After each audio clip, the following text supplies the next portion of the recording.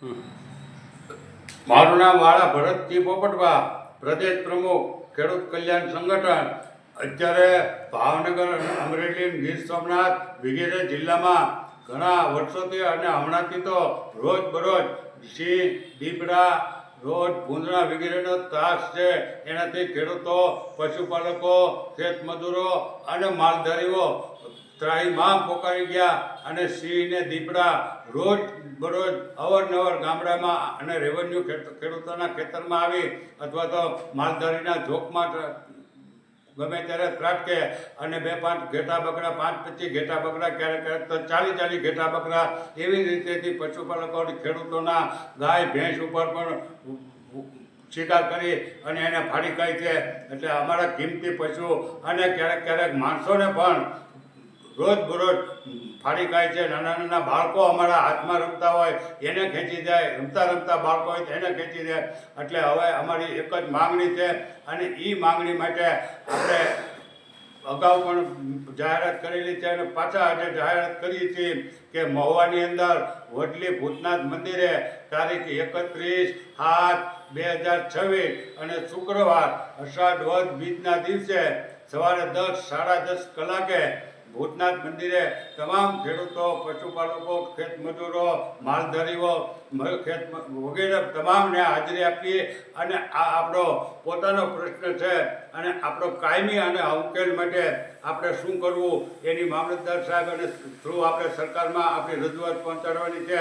એટલે આપ સૌને અમે 2 હાથ જોડીને વિનંતી કરીએ છીએ અને તમામ રાજકીય પક્ષના નેતાઓને પણ જેને ખેડૂતોને હિત હોય, સામાજિક આગેવાનો હોય, સામાજિક સંગઠનો હોય, ધર્મના વડાઓ હોય અને જીવદયા પ્રેમી તમામને સાથે મળી અને આપણે આનો કાયમી અને સારો ઉકેલ શું આવે એ જ અમારે ગોતવાનું છે. બાકી હવે અમારે ખેડૂતોને, પશુપાલકોને, ખેતમજૂરોને અને માલધારીઓને અમારા ગામડાની અંદર ને રેવન્યુ વિસ્તારમાં સિંહ, ભૂંદડા, દીપડા કે રોજ ગળી જાય અને અમારું બધું પાક મેદાન કરે અને અમારા પશુઓને પાડી ખાય.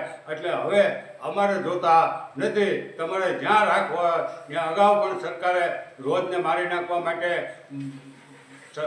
સરપંચોને આદેશ કરેલો અને ભડાકે દેવા. એવી જ રીતેથી અગાઉના રાજા મહારાજાઓ કે રામાયણ કાળમાં રાજા દિલીપે પણ ગાય ઉપર હુમલો કર્યો. એટલે દિલીપ રાજાએ સિંહને મારી નાખ્યા. તો એવા તો હજારો દાખલા છે કે સિંહને દીપડાને જ્યારે હુમલા કરે, માણસો ઉપર હાનિ કરે અને પશુઓને ગવડાવતા હોય, ગામડાઓમાં ભય ફેલાતા હોય, ફફડાટ હોય, ત્યારે રાજાઓ અને બાદશાહો પણ સિંહ દીપડાના શિકાર કરી અને એને ખતમ કરતા.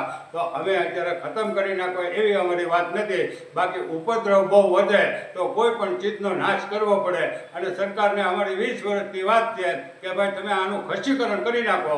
એટલે માણસોનું ખસીકરણ થતું હોય તો સરકારને પછી આ સિંહ, દીપડાનું, રોજ ભૂંદડાનું ખસીકરણ કરવામાં વાંધો શું છે?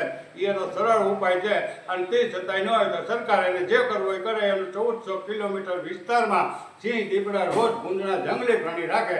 અમારા ખેતીવાડીમાં નહીં, ખેતીવાડીમાં આવશે અને ખેતીવાડીમાં કાંઈક થશે ને ખેડૂતો જો કાંઈ પણ કરે તો એને હવે પછી સરકારે ગંભીરતાપૂર્વક નોંધ લેવી. એને કાંઈ થાય જંગલી પ્રાણીઓને તો ખેડૂતોને, પશુપાલકોને હેરાન કરવાના રહેશે નહીં. તેમ છતાંય જો કાંઈ ઠાગાઠૈયા કરશે અને એના કાયદા ગમે એ કરો, આનો કોઈ મને તો દૂર સુધી ઉપાય દેખાતો નથી. છતાં બધા સાથે મળી અને આપણને એક ઉપાય બતાવે તો અમને કાંઈ વાંધો નથી. બાકી 31 તારીખે અમે છેલ્લું અલ્ટિમેટમ આપવાના છીએ અને પછી ખેડૂતો, પશુપાલકો, ખેતમજૂરો અને માલધારીઓ શું કહેવા માગે છે એ આગળની રણનીતિ અમે ઘડશું.